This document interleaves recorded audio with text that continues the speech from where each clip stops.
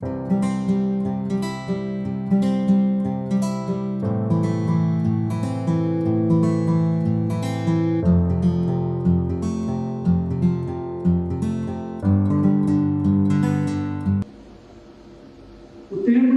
menos o tema da minha mensagem é chamados para ser santos, e tem a ver com o tema aqui do Congresso.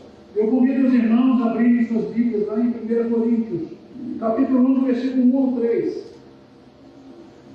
Primeira carta de Paulo aos Coríntios, capítulo 1, versículo 1 ao 3. Ao longo da mensagem eu farei algumas citações, mas não preciso abrir, procurar. Eu mesmo lerei aqui para vocês, tá? Senão tivermos que procurar textos ao longo da Bíblia, pode, de repente, deixar a mensagem um pouquinho mais longa. 1 Coríntios, capítulo 1, 1 Coríntios, primeira carta aos Coríntios, capítulo 1, versículo 1 ao 3. Amém? Amém.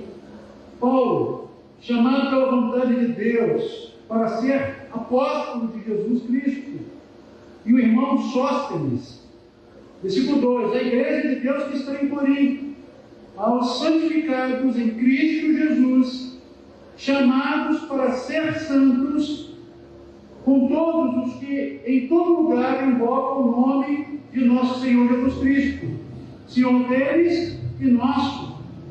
Graças a vós outros e paz, da parte de Deus, nosso Pai e do Senhor Jesus Cristo.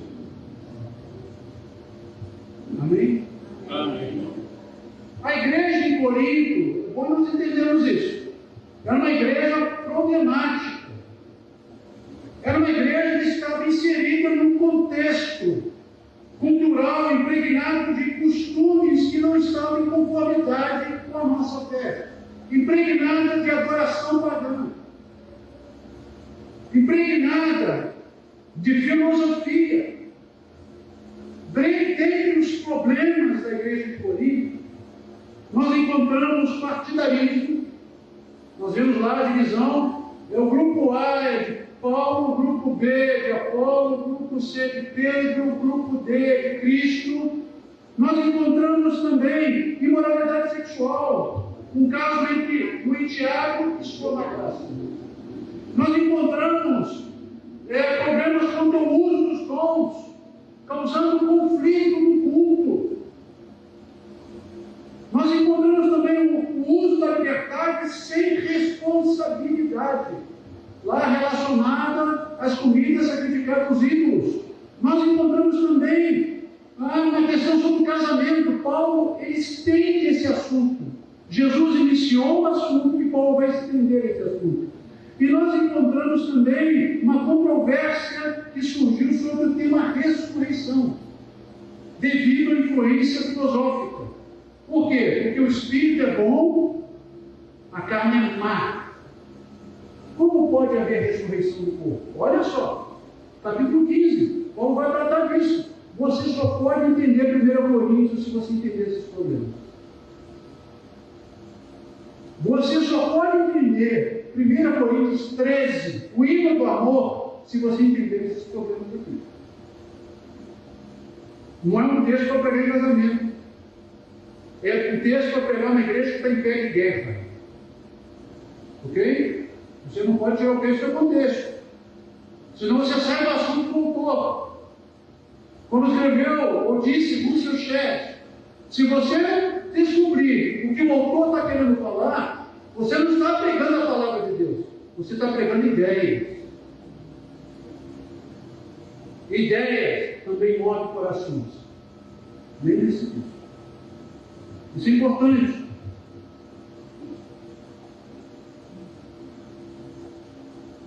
Paulo chamou os cristãos em Corinto de carnais. Apesar de terem sido agraciados com todos os dons espirituais.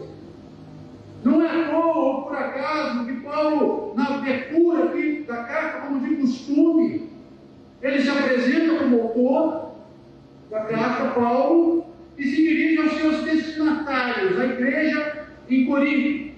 E no versículo 2 ele diz: a igreja de Deus. Aqui no grego tem um genitivo que demonstra posse. A igreja é de Deus, não dos homens. Aos santificados, que está em Corinto, aliás, perdão, situada na cidade de Corinto, aos santificados em Cristo Jesus, chamados para ser santos. Paulo relembra o que Jesus fez e o que Jesus espera de nós, ou esperava deles, no caso da igreja em Corinto. Aqui nós encontramos os dois estágios da santificação: o estágio inicial e o estágio progressivo de santificação. Aos santificados, isso, a igreja de Deus que está em Corinto, aos santificados, é o estágio inicial. O estágio inicial é o estágio de santificação que ocorre no momento da conversão. No momento que abrimos o nosso coração para Cristo. Nesse estágio, o indivíduo é separado, desligado do mundo e dedicado a um propósito ou uso particular. Como escreveu o apóstolo Pedro.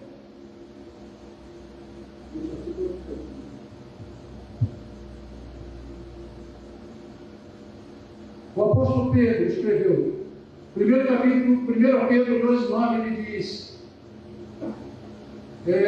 vós, porém, sois raça eleita.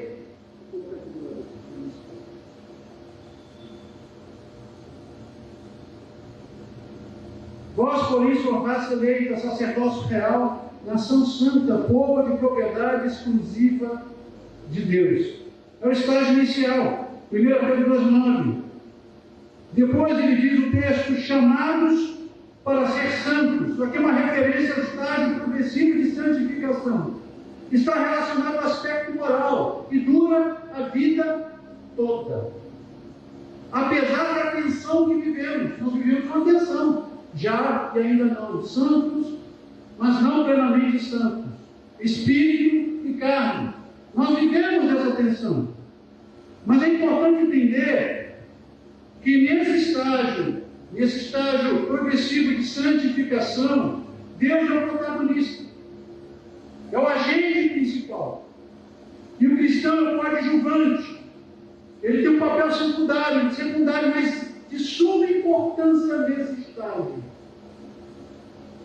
Os textos que tratam do estágio progressivo de santificação, eles estão acompanhados de verbos do imperativo,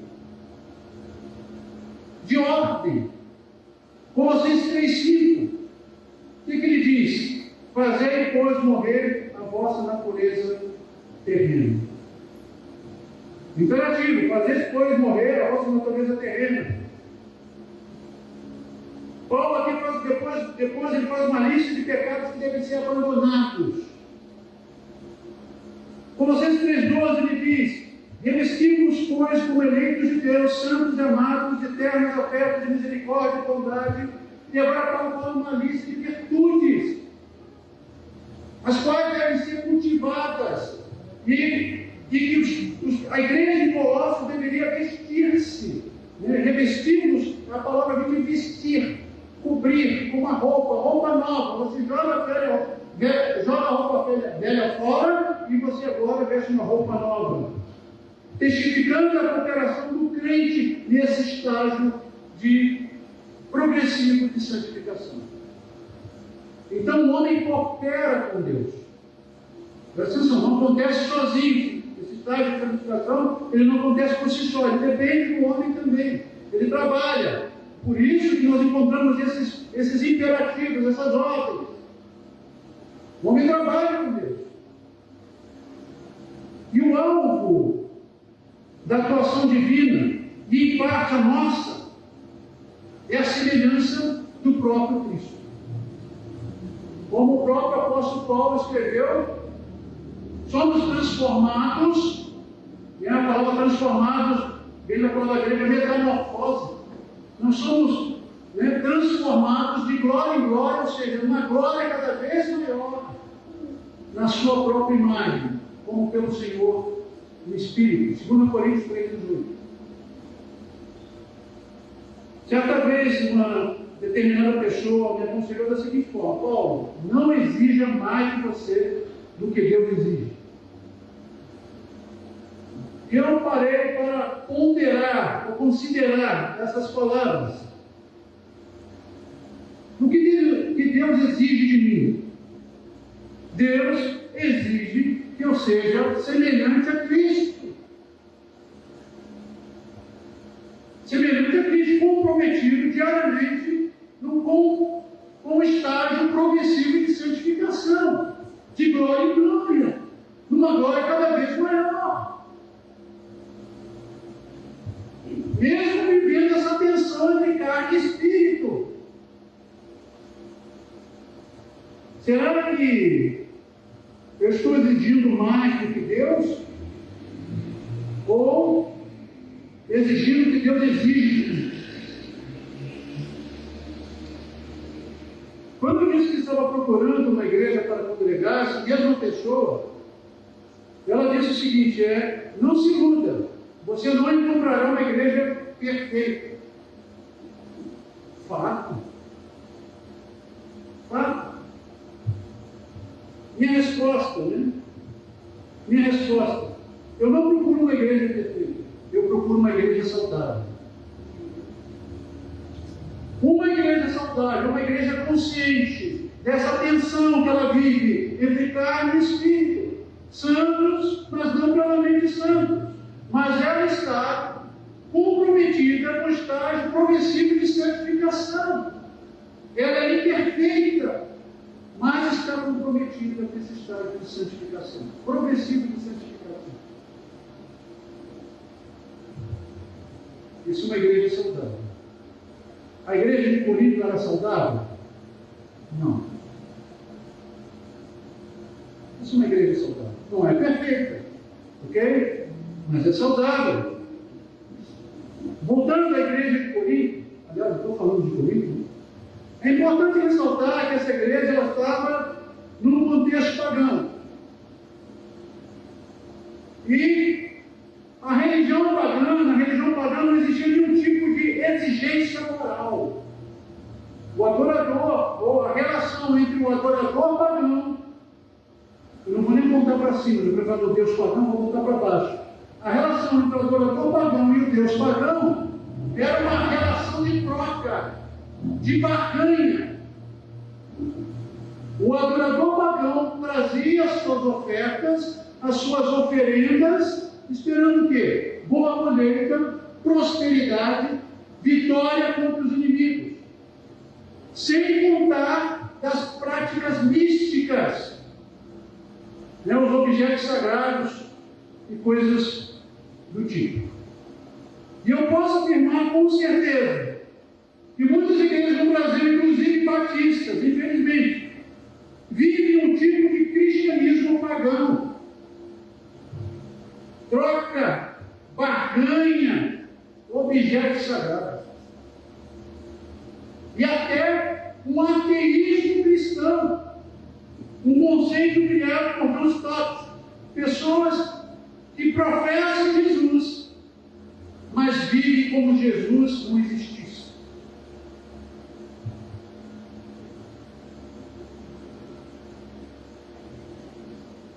Bem, santidade é um tema que perpassa toda a Bíblia. Jesus, no Sermão do Monte, que é o maior sermão registrado nos Evangelhos, ele disse: bem-aventurados que têm fome e sede de justiça, porque serão fartos. Da Mateus 5, 6. Em outras palavras, Jesus quis dizer o seguinte: bem-aventurados os que têm um profundo anseio em viver em conformidade com Deus, ou em viver em conformidade com a palavra de Deus. Isso é santidade. Ou melhor, sede de santidade. Expressa a santidade. O apóstolo Paulo, foi citado aqui por alguma irmã aqui, que eu ouvi lá de trás. O apóstolo Pedro, aliás, escreveu sua primeira carta às igrejas que estavam passando enfrentando uma oposição. E ele relembra o que Jesus fez, apontando para o passado, apontando para a obra de Cristo na cruz, e as consequências daquela obra no presente e no futuro. E exige uma resposta. E ele faz uma citação de Levítico 11:44. Sede santos, porque eu sou santo. 1 Pedro 1:16. Santidade é uma exigência de vida. O oposto da religião pagã. Presta atenção. Santidade é uma exigência de vida. Tiago, capítulo 1, versículo 27, ensina: a religião pura e sem mácula ou sem mancha, para com o nosso Deus e Pai é esta: visitar os órfãos e as viúvas nas suas tribulações, e a si mesmo guardar-se incontaminado do mundo. A palavra religião vem da palavra grega preskeia, que pode significar também serviço no culto, piedade, devoção. Que tipo de devoção que Deus espera de nós? Compaixão, que é visitar os órfãos e as viúvas, e santidade. E assim mesmo guardar-se incontaminado do mundo. O que nós fazemos aqui é uma fração do culto. O culto, ele abarca todos os aspectos de nossa vida, todas as áreas da nossa vida. Porque o grego tem a mania de dividir as coisas. Foi isso que o grego fez, para dividir entre o sagrado e o secular. O pensamento hebraico não.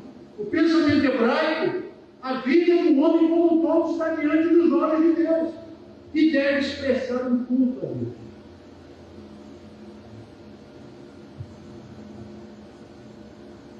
E agora, entrando no livro de Apocalipse, estou citando aqui algumas cartas.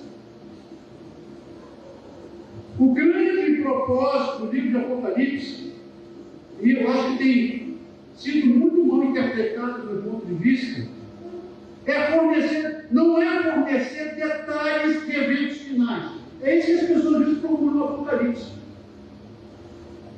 Não é fornecer detalhes dos eventos finais, mas levar esperança. Quando João escreveu, a igreja estava debaixo de duras provações pelas mãos do imperador Domiciano. Aí o que João faz? Levar esperança a essas pessoas. Qual é a primeira visão que ele tem no capítulo 4? Do trono. O trono é o símbolo de autoridade. Quem que João vai mostrar aquele povo que está sofrendo? Quem manda é Deus.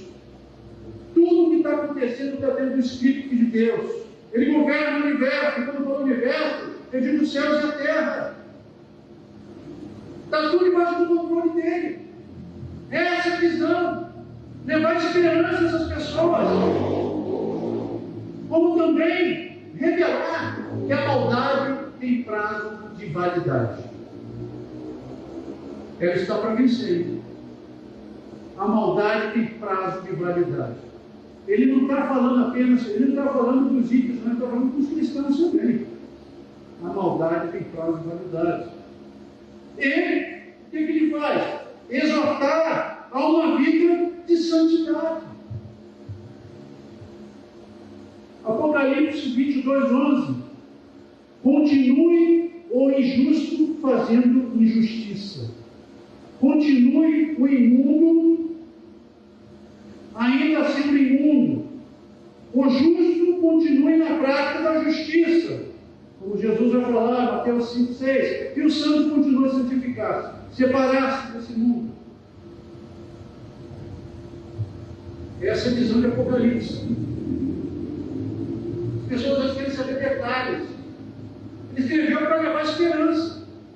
Ele escreveu para dizer, olha, a maldade tem casualidade, mas mantenha-se no caminho do Senhor, uma vida santa.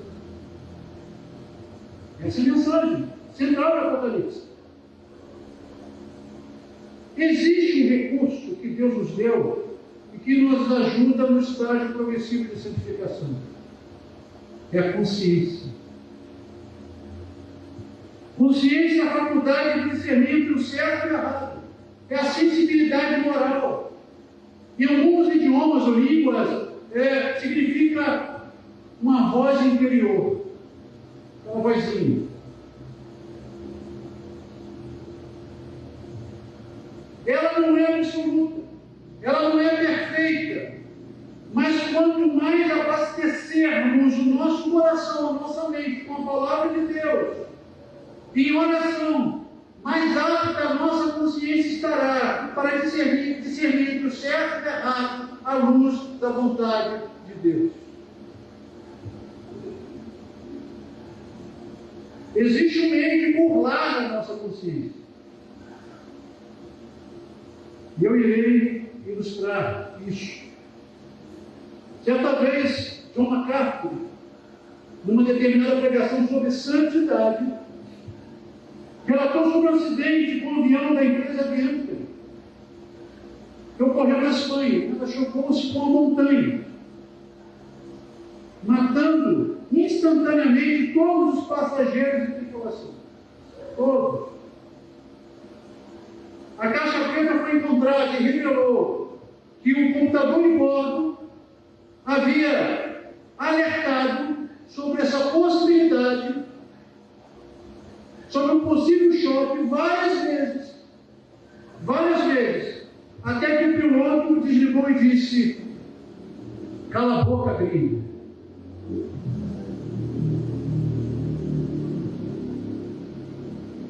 É assim que nós fazemos. Preste atenção, eu estou usando a primeira pessoa plural. Nós fazemos. A nossa consciência nos alerta. Isso é mentira. Isso é calúnia. Isso é fofoca. E dizemos: cala a boca aqui. A nossa consciência nos alerta. Isso é prostituição. E quando fala prostituição, é toda forma de relação sexual ilícita. E dizemos: cala a boca, querido. A nossa consciência nos alerta. Isso é vaidade, arrogância, ganância, ilegal, avareza, fraude, enriquecimento ilícito. Aí dizemos: cala a boca, querido. Por essa razão, o apóstolo Paulo instruiu o jovem Timóteo. Este é o dever de que te encarrega, ó filho Timóteo. Segundo as profecias de que antecipadamente foste objeto, combate firmado nela, do bom combate, mantendo a fé e boa consciência. Porquanto alguns, tendo rejeitado a boa consciência, vieram a naufragar na fé.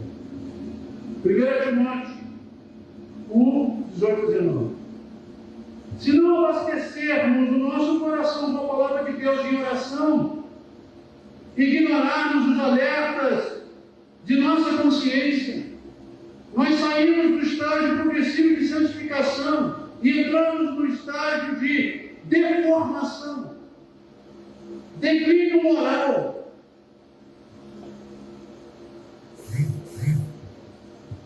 Em rota de colisão contra Deus. O reverendo Augusto Nicodemos, numa determinada mensagem, disse: se Deus é por nós, quem será contra nós? Agora, se Deus é contra nós, quem será por nós? Em rota de colisão. E a única forma de conduzir uma igreja à santificação é pregando a palavra. E é claro que exige um comprometimento de cada um de vocês. Quando eu estive 8 anos e meio à frente de uma congregação, uma coisa que eu fiz foi enxugar a liturgia e colocar a palavra no centro.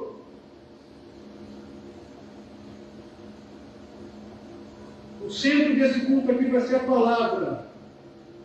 Culto de oração será culto de oração.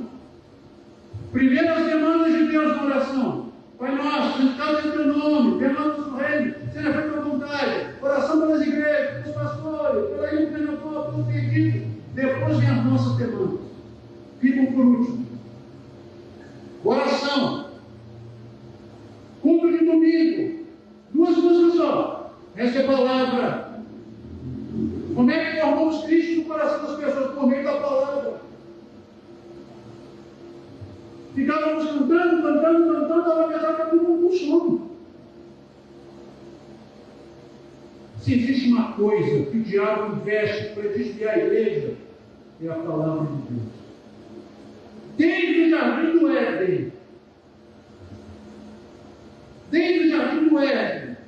ele desvia a igreja da palavra dele.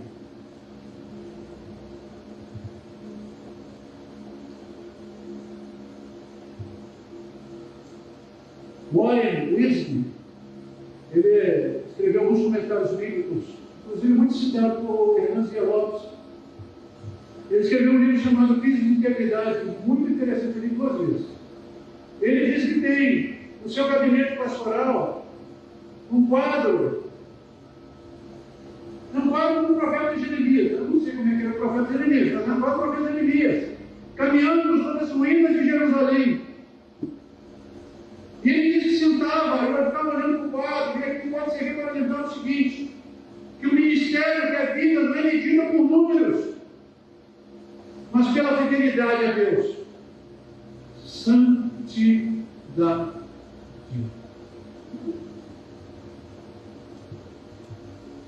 Santidade. Pode ser. Existem pessoas aqui que Deus já deu muitos alertas. E talvez seja o último alerta.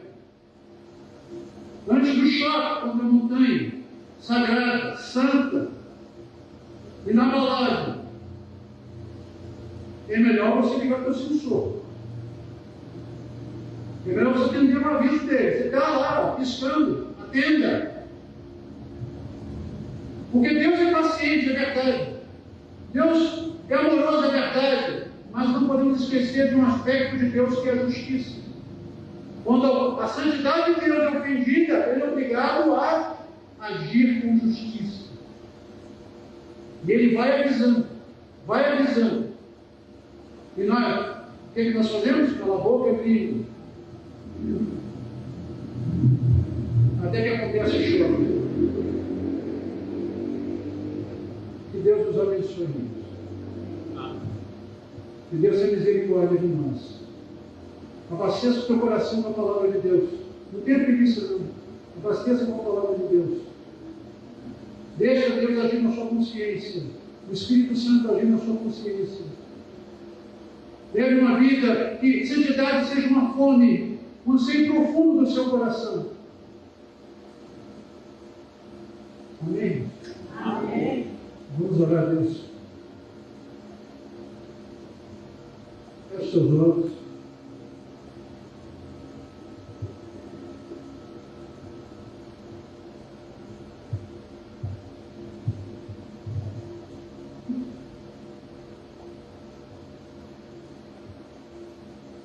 Não vou pedir para vir aqui na frente, para levantar, para fazer nada. Você e Deus, você conversa com Deus, você coloca a sua vida diante do Senhor.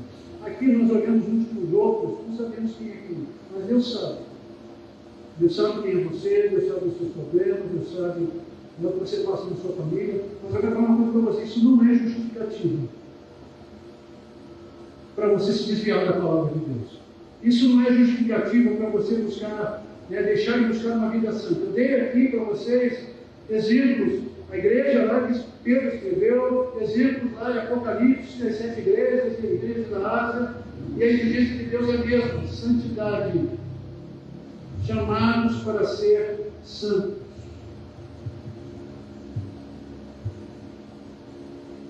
Senhor Deus, nós nos colocamos humildemente diante da tua presença, Senhor. Santo, santo, santo é o Senhor do deserto.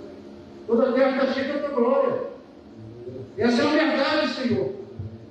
E essa é a verdade que deveria trazer um temor santo em nós. Senhor, eu peço que o Senhor nos abençoe, meu Deus. Eu peço que o Senhor nos ajude nesse estágio progressivo de santificação. Se existe alguém que não está vivendo nesse estágio, que o Senhor possa tocar esses corações. Para que a nossa vida venha expressar um culto ao Senhor. Para que a nossa vida expresse adoração ao Senhor.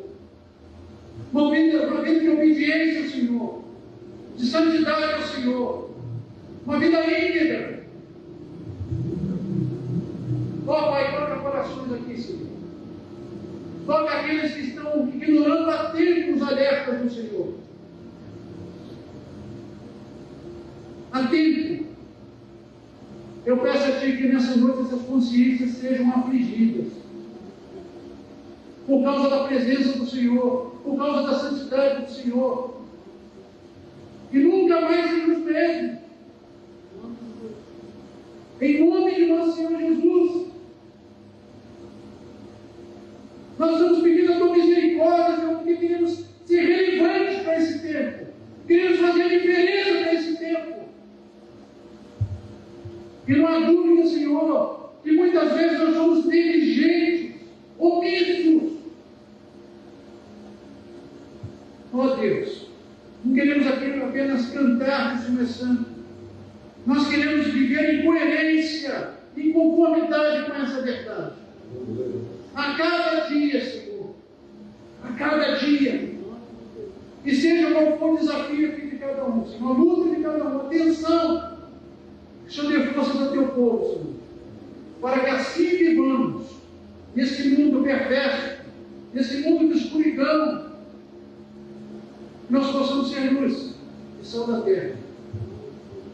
Ó Senhor, coloque em nós um amor pela Tua palavra, um prazer pelas coisas celestiais e eternas. Nos tire da indiferença, da frieza ao Senhor. Aviva a nossa fé. Aviva a Tua obra, aviva a Tua igreja. Aviva, Senhor, a Tua palavra, púlpito. Em nome de Jesus. Precisamos de Ti, Senhor. Ouve as nossas orações. Senhor, que a partir de hoje temos um compromisso com o Senhor, com o estágio progressivo de santificação. Diário. Diário, Senhor. Diário. A cada dia nos revestindo do novo e nos despindo do velho, como novas criaturas. Em nome de nosso Senhor Jesus. Fortalece os tão fracos.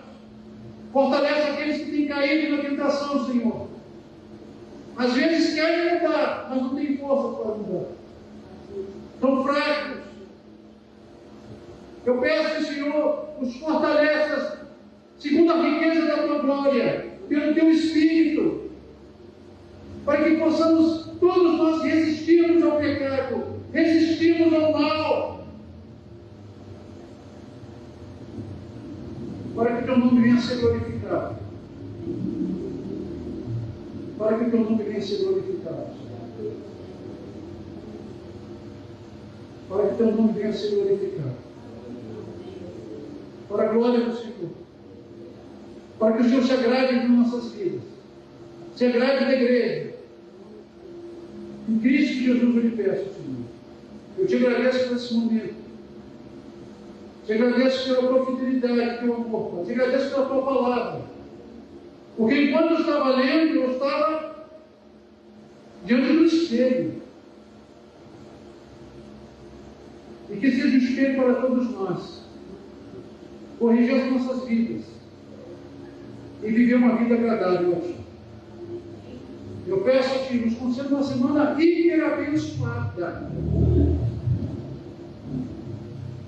Uma semana de frutos para a Tua glória e Teu louvor. Nós agradecemos, nós louvamos e nós bendizemos em nome de Jesus, Seu Filho. Amém. Amém.